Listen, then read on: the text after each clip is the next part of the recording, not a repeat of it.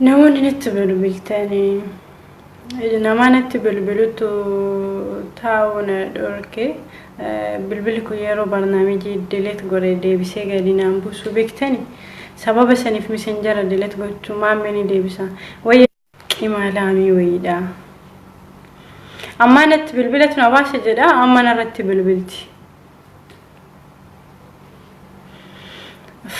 me maammee invite goonaan na baase bilbilli deebisa maammee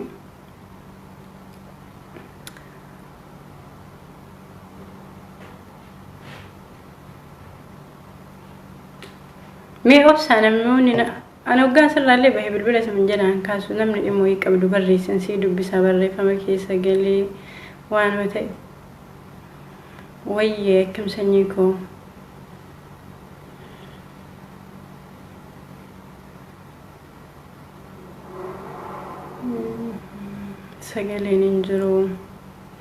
sagaleen hin jiru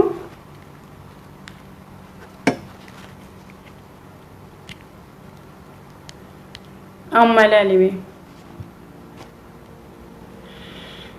samu mamit shirgo me mamme ya da fiya kennetu hogga mamme invite goda jiro bilbile no base abdu sen tumurate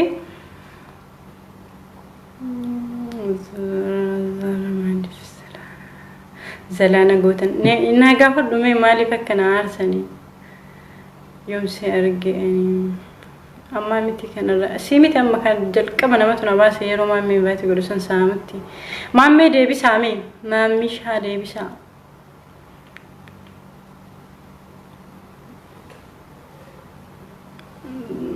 I love you me too thank you so much drama min arguchin jiru garu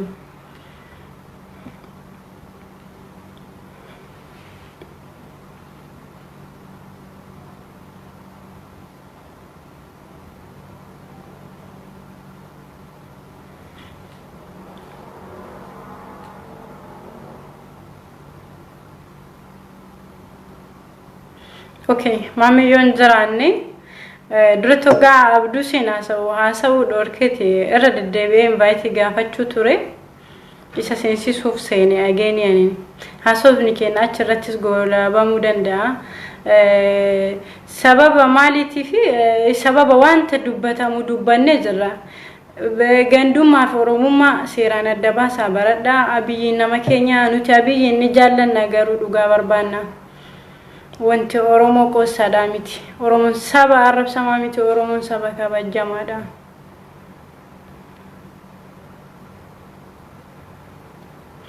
Jafar Abdullah lakum satoko barisi jafe duga barbanna haras burus oromon in arab sam oromon ka bajamada araba oromo namni ratai harkanu rukute abiyin oso sabab rata ikalesa bakkasani hinjiru ammas kan irra dubbata jirruf waan inni keenya ta'eef nama keenya waan ta'eef nuti yeroo nama kadhannu hin qabnu akkuma haile marami wanni qaamne achirra darbine abbaan biyya qeerroodha kan angootti ummata eenyunu geessu qeerroodha abbaan biyya qeerroon kafeete buusuu dandeessi namoonni yeroo wanti isaa dubbatame fiigdanii jawaariin ol kortanii ekeleen goota asiin bahee maali miti dursa isaadha kan arrabsamaa jiru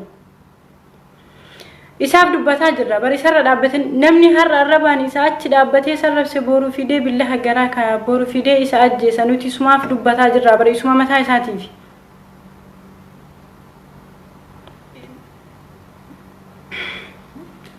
Ahmed wallo kamise blog taideen bagana fudufte yeroo baay'ee namni messenjera ko hirriba dhoorgiseedha nama ani jansi barbaade messenjera keessa si dhabe si argadhe blog su godham so guys wanti nuti haasofnu amalle jibba abiyyi eenyuyyuu hin qabu ni jaallanna abiyyi nama keenya garam quba harka kan keeshana keessa tokko yoo ajaa'ee murtee gatu hin dandeessu sila maal ta'eef sila inni kan kee ta'eef manni keenya hin qorra maaliif akka qorruun beeku ani akkanatti taa'ee haasom figdanii abi jawaariin olin korina yoo wanti abiyyi dubbatamu isaan obbolaadha gaafa eegasi Hayilee Maariyaam irraa yookiin Mallas irraa inni dubbachuu ture san maaliif akkasitti waliin korinaare gaafa sillee isatu dubbatee aangoorraa gadi buuse ammallee wanti socho'aa jiru akka Jawaariin socho'u gaafa bakki Jawaar Abiyyi wal faana hin jirre wanti hunduu hin jirre kana sirriitti beekuu qabdani Abiyyi kan Itoophiyaa guutuu sabaaf sablammiif keessa hammatee bulchoota uummanni Oromoo akka Jawaarii hoogganamuuf akka qeerroo hoogganamu sirriitti adda baaftanii beekuudha qabdan kana bakka kanatti immoo bilbila suna baase Abdulaziz bilbila namni yeroo an haasoof dhufe kana argane idoon bilbila inna iyyi keessaniif wanti sinaasiif dhakaaf muka of dhoftaniif bakki Oromoon jirtu bakka biraati dhiiga ilmaan Oromoon aarsaa baay'ee wareegee bakka kana gahee qurxummiin isaa nyaatte biyya namaa keessatti dararri guddaarra gahanii osoo qabeenya qaban Oromoon mana bareedaa tokko Finfinnee keessaa qabdu qabeenya achi keessa jiru qabeenya diinaati qabeenya keessan gadi dhiiftanii keessaa baatanii sareen isin nyaataa jirti namni yookiin nama dhuunfaarraa mirga qabu yookiin irraa dubbachuu barbaadu hin jiru isinumaa fi ganda keessan sirreeffachuu osoo hin taane biyya keessan sirreeffadha bakka amma geessan kana kan isiniin gahe eenyu akka ta'e asii duuba gaafa deebitan ammallee wanta waggaa 27 nyaatan san deebitanii nyaatan afaan Jawaar irraa dubbattan Facebookaan qabsaa'uuf Jawaar irraa dubbachuu gonkumaa hin dandeessanii jechuudha fiigdanii piikchara balleessuu hin dandeessan san garuu waan biraa gochuu hin dandeessan sun dandeettii dhuunfaa qabda waan ta'eef yeroo wanta biyyi dubbatu nama baay'ee arge kaleessa yeroo wanta biyyi dubbatamu fiigee Jawaar irraa dubbata sammuu bal'oo sammuu itti yaaddan sammuu namaan adda taate wayii sammuu keessan kiliir godha namni Abiyyiin eenyuun jibbina nuti foon keenya hin jibbinu isaaf dubbachuutti jirra ammallee isa namni har'a isarra dhaabbatee isa arrabse boru billaa garaa kaaya gaafa inni habashaan isa ajjeeste nama tokko faan nama sammuu faaraa akkuma maal jedhaniyyuu akka nuti nama arrabsuu dandeenyu isaan nu arrabsuu Oromoon nama arrabsa nama arrabsu Oromoon sammuu kamiin yaadda yoo arrabse hoo osoo arrabse yoo arrabsuuf mirga qaba sababbiin isaa Oromoon du'eeti dhiigni isaa dhangala'eeti abbaa tokko jalaa mana tokko keessaa namni shanii du'ee Harargee keessatti yoo arrabse yoo haqa ofii barbaadachuuf wanti isin garuu Oromoon saba nama arrabsuu miti Oromoon saba Oromoon Facebook gubbaa argita kanni asirraa nama arrabsaa ani asiin dhaladhee ani asii bahee gandi kiyya gootaa qabeenya tositti hafee kijiba sanee Facebook gubbaa hin jirti sun asumatti Facebook gubbatti Oromoo waa'ee Oromoo isinii miti kan murteessu ganda bilisoomsuuf Oromummaa bilisoomsuu waan biraati nama lama sadii yaada jijjiiree bahuu barbaada namni sanniin keessa eenyu Jaafar yoo jiraate Jaafaritu lakkoofsa tokko barreessuu ture jalqaba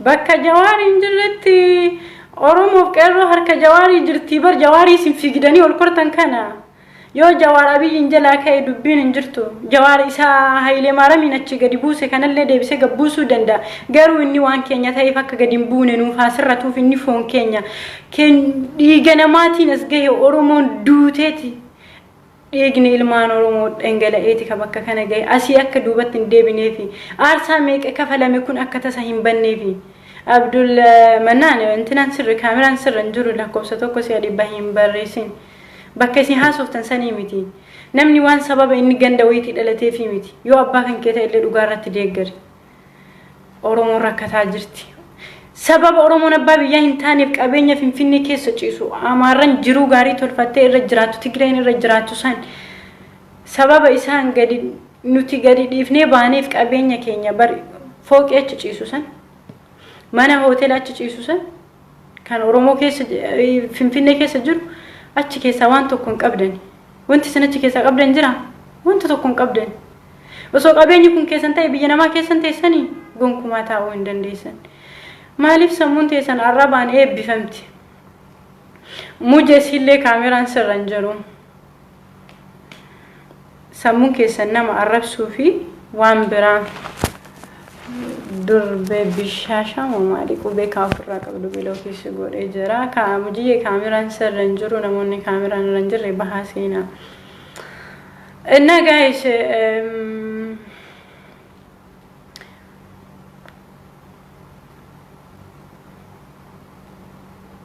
ibsituun jirtaami ibsitu lakkoofsa tokko barreessi yoo seenuu barbaadde. Yaa Allah messengerii kiyyaa ammas narratti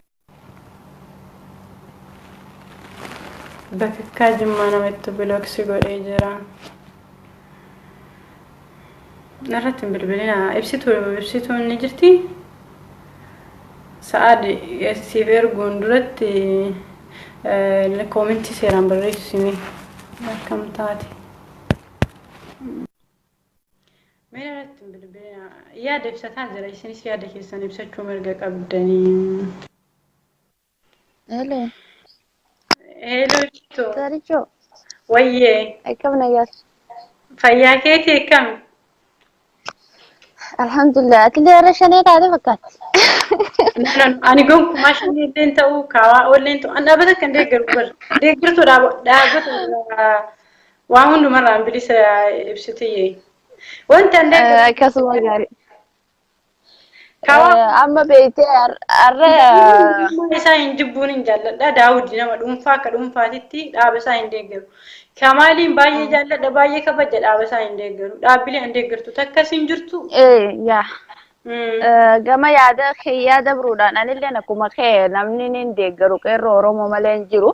Abiyyi garuu akka ilma Oromoo tokko inni hin jaalladhaan hin kabajaa takka suuraa isaa gaggaragalchee hin beeku gaafa isa irra duulan. Dhaabichaa baay'ee gosa gosaan manaa qaba. Fikcharri isa kaan ittiin hin uffatin hin jiru bar.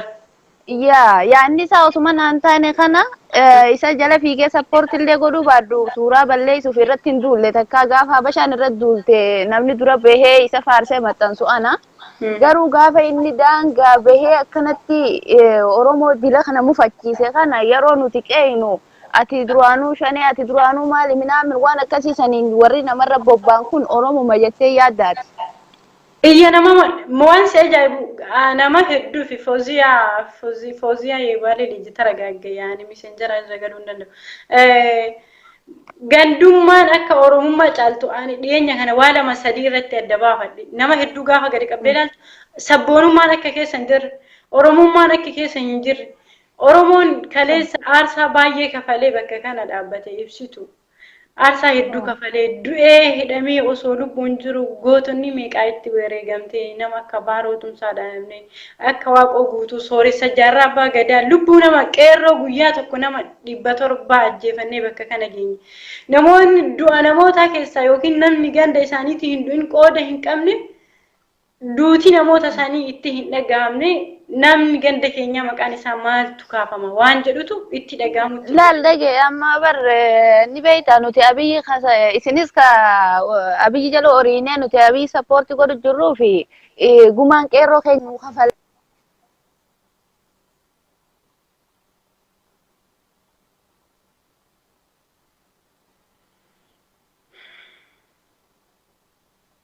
Okey, mucayyoon shaneedha irraa gadi bu'u isiinuu shanee.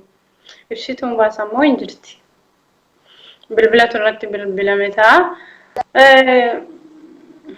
Ibsituun. Yoo oolatti dabalanii soorii zaarii amma maali ni beektaa? Bilbilaniin beekamu. Yaa abiyyi kanaan ilma Oromooti jenneetuma deeggaru jirra malee abiyyi eeguma abiyyi dhufe kan habashaan akka qooyxee gaafa kaan warra isa eeguu ajjeesanii gaafa kaan ati moo maal jedhanii hiriiratti bahanii arra maasarattuu dhaqanii Oromoo miliyoona 50 arrabsanii kun tuffii abiyyi irraa qabanii fi tuffii Oromoo guutuu irraa qabanii. Habashaa maaltu mataa isaa nama irra isarra dhaabbatee isa arrabse kanatu boru immoo lubbuu isaallee balleessa. Maaltu isaan qoyse? Osoo qeerroon Oromoodhaa lafaa kaatee nuti haga harma muraan nu kafalamuutitti jaliin calanqoo hanqa gumatitti wajjin nagayaan hin jiraannu gaafa inni dammaraa juusan osoo jenne har'a amaarree akkana dhufee nurratti hin qooquu jechuudha. Amma callisuu qaba. Fudhannee fi sababa inni kunu keenya bakka kana kan jiru Oromoodha. Nuti nama keenyatu asirra jira. Angoo biraa hin barbaannu sababa gaafa saniif diduu ni dandeenya. Because aarsaa qeerroo wanti hunduu ka ta'ame. ammallee wanni takka wanni ta'u hin jiru abiyyiin ka'eetuma namni sabboonaan bakka san dhaqa malee Oromoo ganaa diigamtee Habashaan nu bulchitu hin jirtu. Abiyyiin tuqame jedhu. Anammallee abiyyiin hin tuqnes arrabsuus hin danda'u garuu gaafiin Oromoo gaafatamuu mirga qabna irraa. Amma maaltu ta'uu qaba Oromoon maal godhuu qabdi gaaffii isii ta duraan gaafachaa turte sani asirratti hin raawwanne gaaffiin Oromoo gaaffii dila gaafachaa turte haamee ta dur harmaa fi harka nurraa ciran dhiisii ammoo ammumaan tanaahu wanni nuti irratti dhumaa bara mawaa xiqqoo kana keessa irratti dhumaa as geenye kanaa miti.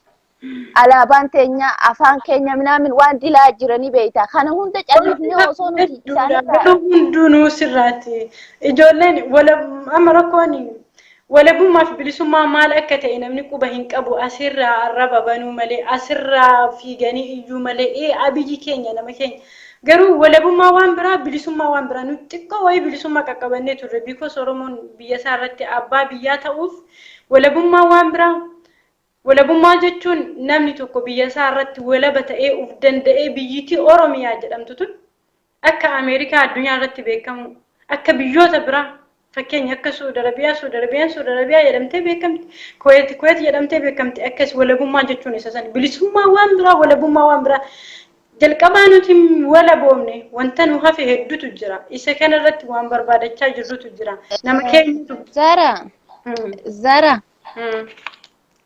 Taatii namaan irra dawwalee na dararu jira diga kuni ammallee arrallee borullee iftaanillee nuti mirga keenya falmachuu gaaffii keenya gaafachuu hindi bashaan hanga dhiiga kaleessa sani mililik uummata Oromoo harkaa fi miillee irraa cira san gumaa nuu kafaltu Oromiyaa keessanii waliin jiraannu kanarratti xiyyeeffachuu qabna ammaan sana. Sorry idin deebi'aatii nama biraa galchi. Eesh ibsitu fayyaa ta'e. Okay. Saamira lakkoofsa tokko barreessi.